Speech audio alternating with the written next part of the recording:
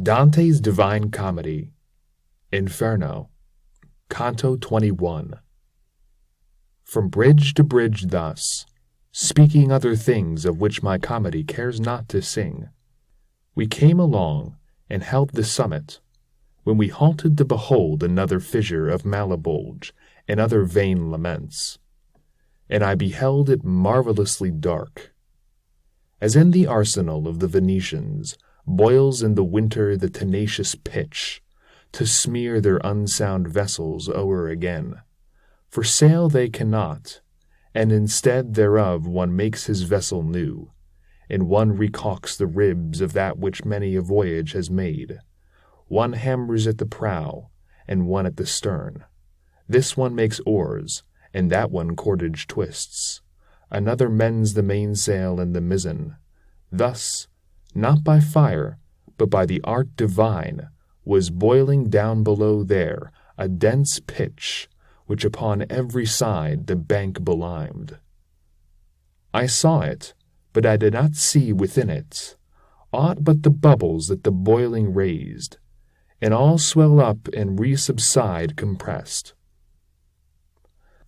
The while below there fixedly I gazed, my leader, crying out, "Beware, beware," drew me unto himself from where I stood. Then I turned round, as one who is impatient to see what it behooves him to escape, and whom a sudden terror doth unman, who, while he looks, delays not his departure, and I beheld behind us a black devil, running along upon the crag, approach. Ah, how ferocious was he in his aspect, and how he seemed to me in action ruthless, with open wings and light upon his feet. His shoulders, which sharp-pointed were and high, a sinner did encumber with both haunches, and he held clutched in the sinews of the feet.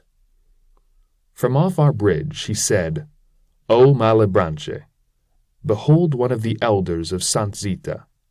Plunge him beneath, for I return for others unto that town, which is well furnished with them. All there are barraters, except Bonturo. No into yes, for money there is changed." He hurled him down, and over the hard crag turned round, and never was a mastiff loosened in so much hurry to pursue a thief. The other sank, and rose again face downward, but the demons, under cover of the bridge, cried, "Here the Santo Volto has no place. Here swims one otherwise than in the Serchio. Therefore, if for our gaffs thou wishest not, do not uplift thyself above the pitch." They seized him then with more than 100 rakes.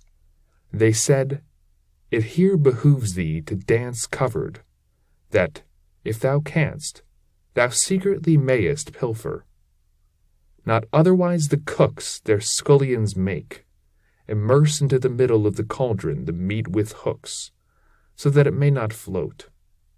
Said the good master to me, "That it be not apparent thou art here, crouch thyself down, behind a jag, that thou mayest have some screen.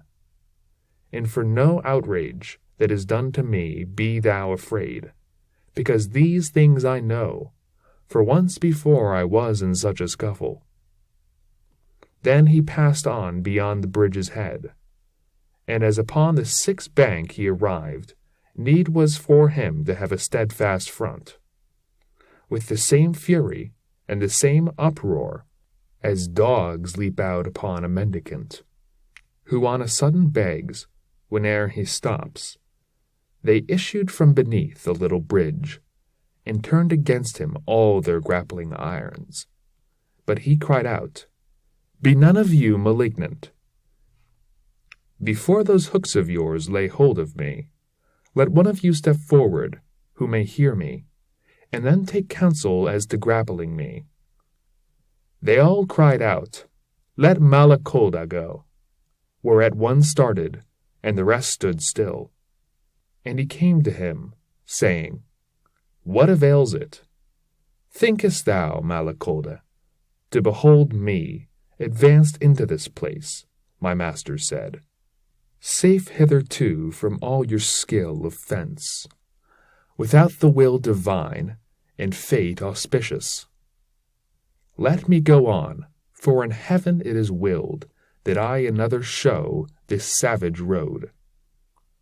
Then was his arrogance so humbled in him, that he let fall his grapnel at his feet, and to the others said, Now strike him not, and unto me my guide. O thou, who sittest among the splinters of the bridge crouched down, securely now return to me again. Wherefore I started and came swiftly to him, and all the devils forward thrust themselves, so that I feared they would not keep their compact. And thus beheld I once afraid the soldiers, who issued under safeguard from Caprona, seeing themselves among so many foes. Close did I press myself with all my person beside my leader, and turned not mine eyes from off their countenance, which was not good. They lowered their rakes, and, Wilt thou have me hit him? They said to another, On the rump. And answered, Yes, see that thou nick him with it. But the same demon who was holding parley with my conductor turned him very quickly, and said, Be quiet, Scarmiglione. Then said to us, You can no farther go forward upon this crag, because it's lying all shattered at the bottom the sixth arch. And if it still doth please you to go onward, pursue your way along upon this rock. Near is another crag that yields a path.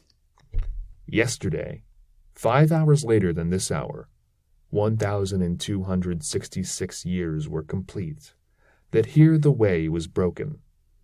I send in that direction some of mine, to see if any one doth err himself. Go ye with them, for they will not be vicious. Step forward, Alicino and Calcabrina, began he to cry out. And thou, Gagnazzo, and Barbariccia, do thou guide the 10. Come forward, Libicoccio, and Dragisnazo, and Tusk Siriato, and Graffiacane, and Farfarero, and Mad Rubicante. Search ye all round about the boiling pitch. Let these be safe as far as the next crag, that all unbroken passes o'er the dens. O me, what is it, master, that I see? Pray let us go, I said, without an escort, if thou knowest how, since for myself I ask none. If thou art as observant as thy wont is, dost thou not see that they do gnash their teeth, and with their brows are threatening woe to us? And he to me, I will not have thee fear. Let them gnash on, according to their fancy, because they do it for those boiling wretches. Along the left-hand dike they wheeled about, but first had each one thrust his tongue between his teeth towards their leader for a signal, and he had made a trumpet of his rump.